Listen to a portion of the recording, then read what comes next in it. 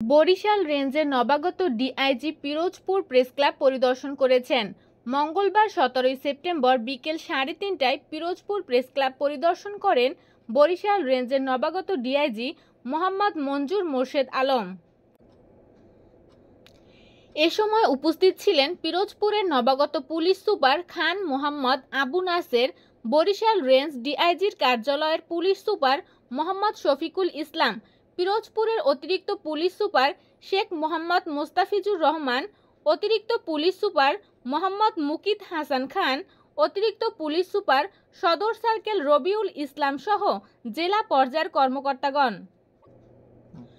মতবিনিময় সভায় Pirojpur press club সভাপতি এস.এম. রেজাউল ইসলাম শামীমের সভাপতিত্বে এবং সাধারণ সম্পাদক এস.এম. তানভীর আহমেদের সঞ্চালনায় উপস্থিত ছিলেন মাহমুদ হোসেন, গৌতম চৌধুরী, মনিরুজ্জামান নাসিম আলী, এম.এ. রব্বানী ফিরোজ, জিয়াউল আহসান, এস.এম. পারভেজ, ফশিউল ইসলাম বাচ্চু, ইমাম হোসেন মাসুদ, হাসিবুল ইসলাম হাসান, কুমার শুভ রায়, তামিম সর্দার, রেজওয়ান সাজন সহ ইলেকট্রনিক ও প্রিন্ট মিডিয়ার কর্মরত সাংবাদিকবৃন্দ।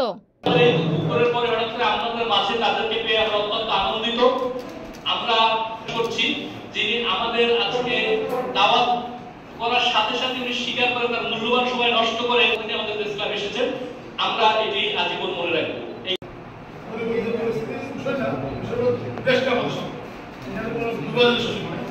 যারা ঝামেলা করবে তারা আইনের রাস্তায় যাবে, আর যারা ভালো থাকবে আমাদের কোনো ধরনের বাদবিচার নেই, একদম বাদবিচার নেই। আমি আমার বক্তব্য রেখে আমাদের আইজি মহোদয় স্যার একই বক্তব্য এবং চিফ উপদেষ্টা সরাসরি একই বক্তব্য।